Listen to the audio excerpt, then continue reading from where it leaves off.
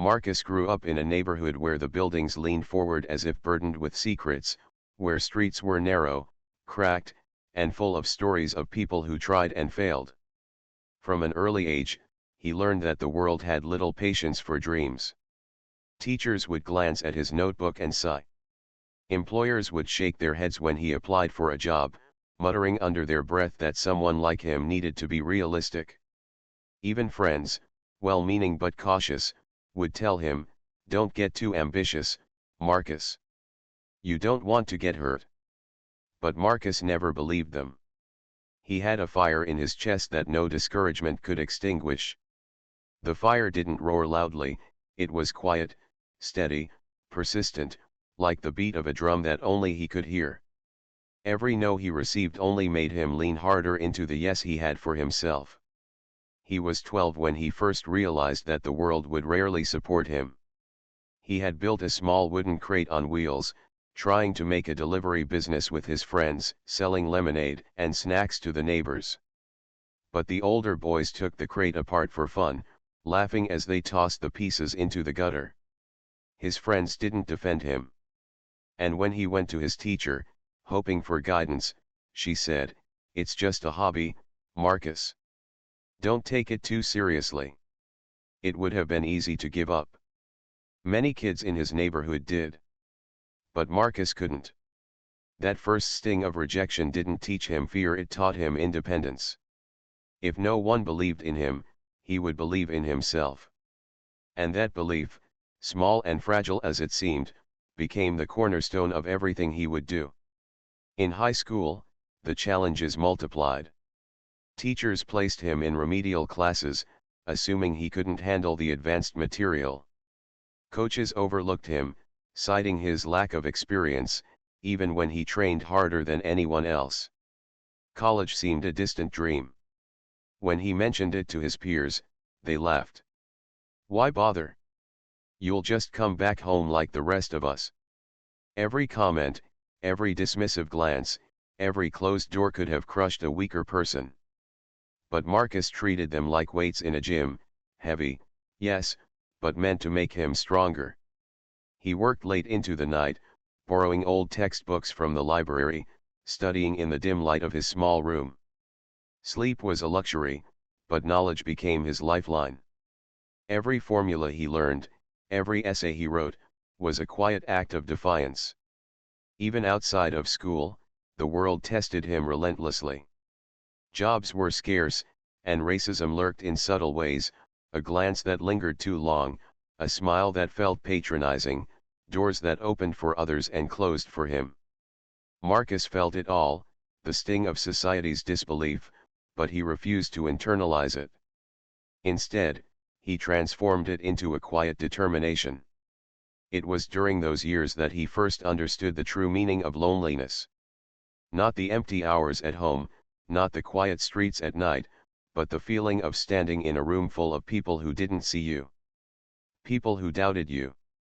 People who assumed your potential was limited because of the color of your skin. And yet, Marcus never let that loneliness turn into despair. He treated it as a companion, a teacher.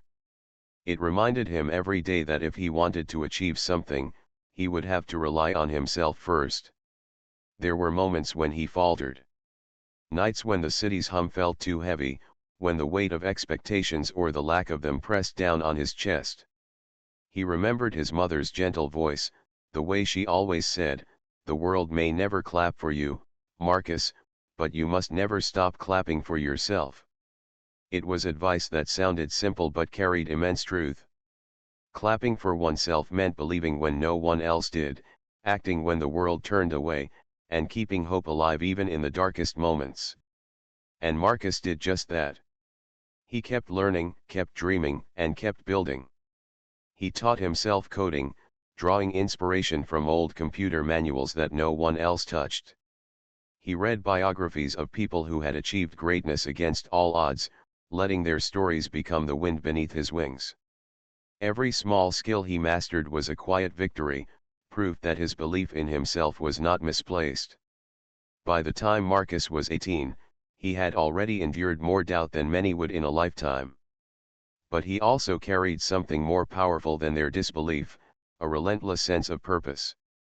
The world might have ignored him, laughed at him, or doubted him, but Marcus had learned a vital truth: self-belief is the first step toward changing the world.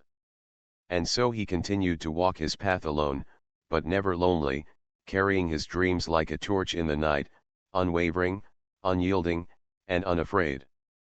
He didn't yet know what the future held, but he knew one thing with absolute certainty: no one would believe in him, except himself.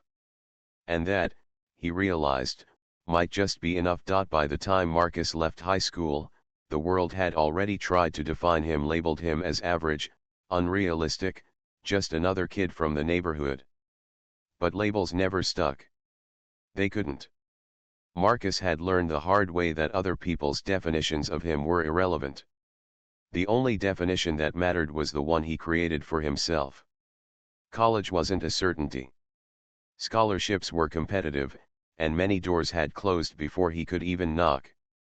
When a few admissions letters arrived, they were from schools far away, expensive and intimidating.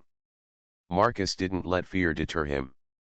He packed his bags, carried a small suitcase of clothes, a backpack of books, and a heart full of determination, and left for a place where no one knew him, and where that was exactly the point. Life on campus was another battlefield. Marcus was one of the few black students in his program. Some professors dismissed his questions, some peers ignored him or assumed he was there by chance. The whispers in hallways were faint but persistent, a constant reminder that he was under scrutiny. "Are you really qualified?" they seemed to ask. "Can you really do this?" He could have crumbled under the weight of constant evaluation. Many students around him did, retreating to the comfort of those who looked like them or the spaces that felt safe. But Marcus didn't. He studied harder. He asked questions louder. He stayed later in the lab while others went home, learning every technique, memorizing every formula, mastering every tool at his disposal. Yet, life wasn't just about academics. Outside the classroom, he faced the same world he had grown up in: subtle discrimination, systemic barriers, and social isolation. Finding jobs or internships was a struggle, resumes were ignored, calls went unanswered. Each rejection felt like a reminder that society wasn't rooting for him. Friends who were less ambitious often said, "Maybe it's time to settle." But Marcus had learned the secret of persistence early: settling was a luxury he could never afford if he wanted to honor himself. Money was tight. He took part-time jobs that left him exhausted, sometimes working the night shift to pay tuition while attending classes during the day. It was grueling, humiliating at times, but he never complained. Every paycheck was a small victory, every long night a testament to his endurance. Marcus understood that success required more than talent, it required sacrifice. And yet, the loneliest moments were not the ones filled with exhaustion or setbacks, they were moments of doubt in the mirror. When he looked at himself late at night, tired and hungry, he wondered if he was chasing a dream that others would never validate.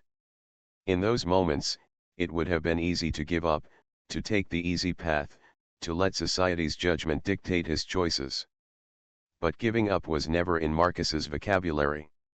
He remembered the countless times he had been underestimated, dismissed, or laughed at. He remembered the words of his mother: "The world may never clap for you, but you must never stop clapping for yourself." And so, when the world doubted him, he doubled down on his efforts. When others saw failure, he saw lessons. When doors closed, he built his own. The loneliness sharpened him. He began to understand that standing alone wasn't a weakness, it was preparation. Every challenge he faced without support strengthened his resolve. Every achievement earned in silence became proof that he could rely on himself.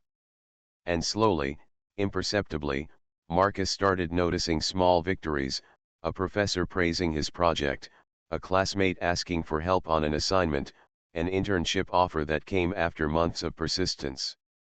But success at that stage was fleeting and fragile. Each milestone was accompanied by a new challenge, a higher bar, a tougher competition. Marcus learned to celebrate quietly, internally, knowing that external recognition was rare and often delayed.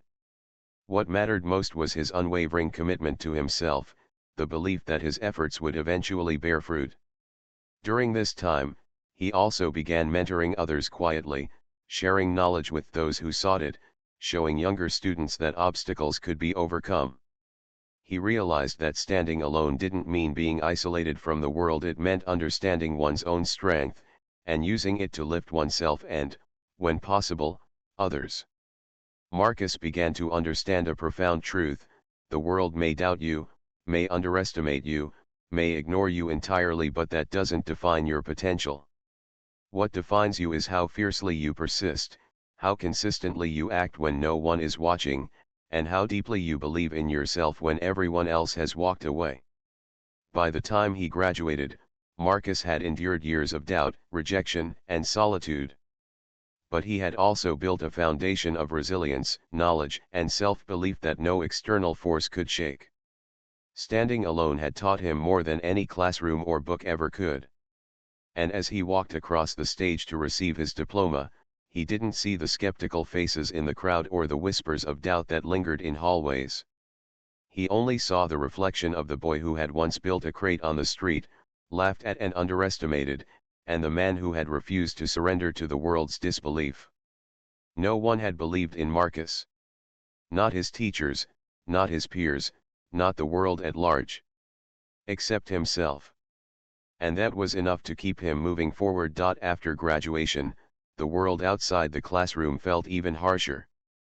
Marcus carried his diploma proudly, but it wasn't a magic key, it was a reminder that he had endured and learned, not that the world would suddenly acknowledge him. Doors still closed. Opportunities were scarce. The whispers of doubt that had followed him through high school and college persisted, now in boardrooms and offices. "You're overqualified for this," some said.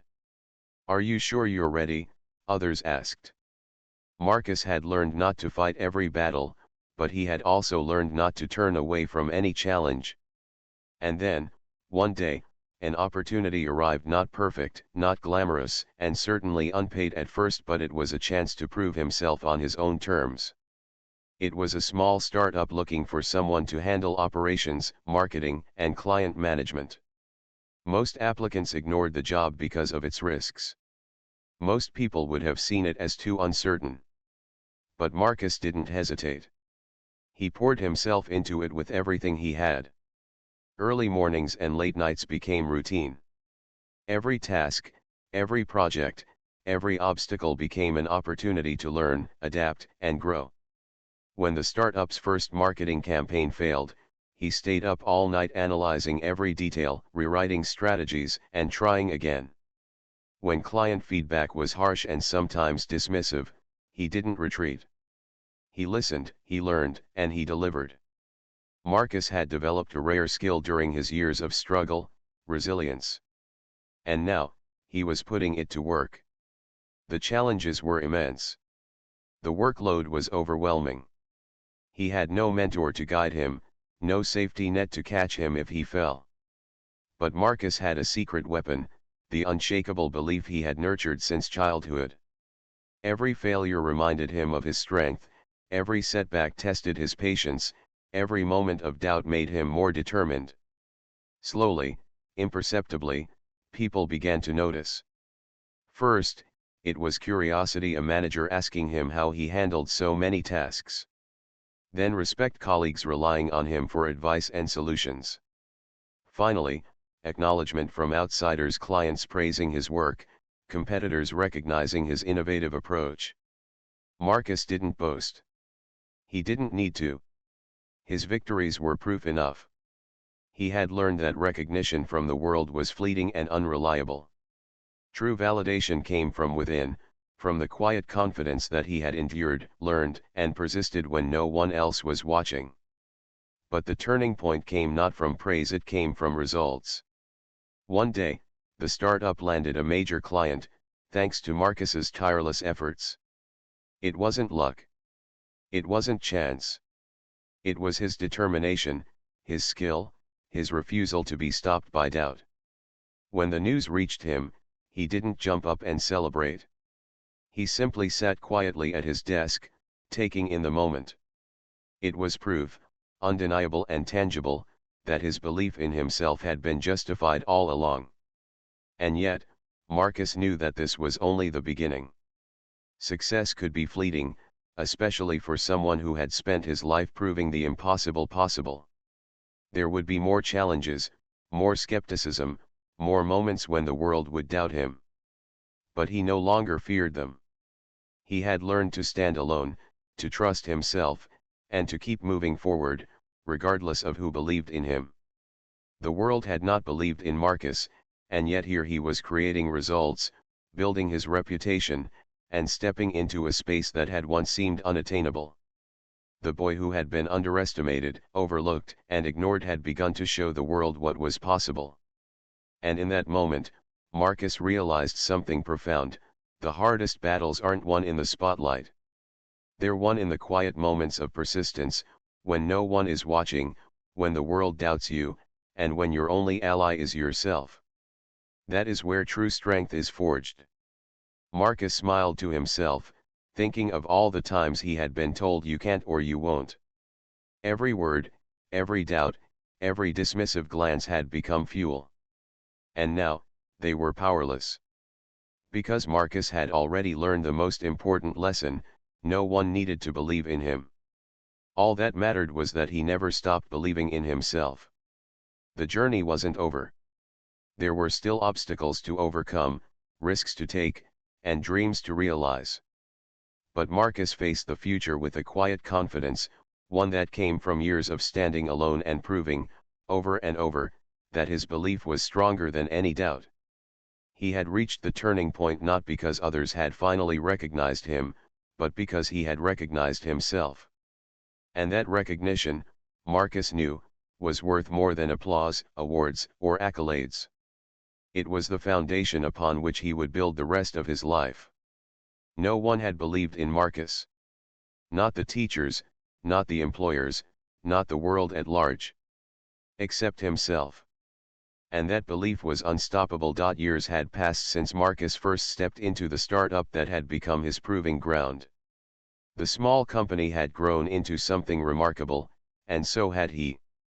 But even with the accolades, contracts, and recognition, Marcus never forgot the journey that had brought him here: the long nights of doubt, the doors that had slammed in his face, the whispers that told him he was overreaching or not enough.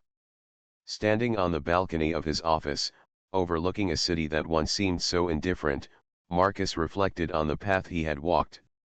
The skyline shimmered with possibility, but he remembered the streets he had grown up on, the cracked sidewalks of his neighborhood, and the boy who had built a crate on wheels, laughed at and dismissed by everyone around him. That boy had never stopped believing in himself. And that belief had carried him farther than anyone's doubt ever could. Recognition finally arrived, though it was never the goal. People called him inspiring, successful, a symbol of perseverance. He received awards, invitations to speak, and media attention. Some of the same voices that had once dismissed him now sought his advice. But Marcus didn't celebrate these things the way most people did. He didn't need validation from others. The real victory was quieter, deeper. It was the knowledge that when the world had failed him, he had remained loyal to himself. It was knowing that every challenge, every rejection, every lonely night of effort had been worth it, not for the applause, but for the proof that he could endure. That he could thrive. That he could transform disbelief into fuel for achievement. Even now, Marcus faced challenges. Running a company was not easy. Competition was fierce. Criticism was constant. But he had learned a truth that few understood: obstacles are not barriers, they are measures. Every difficulty was a test of resilience, every critique an opportunity to grow, every setback a lesson in persistence. And Marcus had learned to meet them all with a steady heart and unwavering self-belief. One day, he stood on a stage before a crowd of hundreds, invited to speak about his journey. Cameras flashed, applause rang out, and faces of admiration turned toward him. And yet, as Marcus began to speak, he realized that the audience was not the point. The point had never been recognition. The point had been survival, growth, and the triumph of belief when no one else believed. He spoke of failure and doubt, of nights spent alone studying, of jobs lost and doors closed. He spoke of the power of self-belief, of trusting yourself when the world turns away. And as he spoke, he felt a quiet peace. Not because the crowd cheered, but because he knew the truth of his own story. He had done it. All of it. On his own terms. Later, in private moments, he thought about the people who had doubted him: teachers, peers, employers. There was no bitterness, only understanding. They hadn't seen what he saw. They hadn't endured what he endured. But their disbelief had been a gift in disguise. It had forced him to rely on himself, to sharpen his focus, to prove his worth through action rather than words. Marcus's life became a testament not to luck or privilege, but to relentless perseverance and unwavering self-belief. He mentored young people, sharing not just skills and strategies, but the most important lesson of all: the world may not believe in you, may even try to stop you, but if you believe in yourself, nothing can truly hold you back. Looking back, Marcus realized that the story of his life was not about external triumphs or recognition, it was about internal victory. Every failure he had faced, every door slammed in his face, every sneer and dismissive glance had led him here. They had built him, strengthened him, and prepared him for the success that no one could take away. As he walked through the office that now bore his name, watching his team collaborate, innovate, and thrive, Marcus felt a deep sense of fulfillment. Not because the world finally recognized him, but because he had recognized himself first. And that recognition, he knew, was worth more than any award or accolade. No one had believed in Marcus, not his teachers, not his peers, not the world at large. Except himself. And that single belief had been enough to transform doubt into triumph, struggle into achievement, and isolation into a legacy. Marcus smiled quietly to himself, knowing the truth he had always carried: the world may underestimate you, may dismiss you, may ignore you entirely, but the power of belief that comes from within is unstoppable, enduring, and transformative. In the end, Marcus had proven something far greater than business success. He had proven the unshakable power of believing in oneself, even when the world refuses to. And that proof, he knew, would endure far longer than any applause ever could.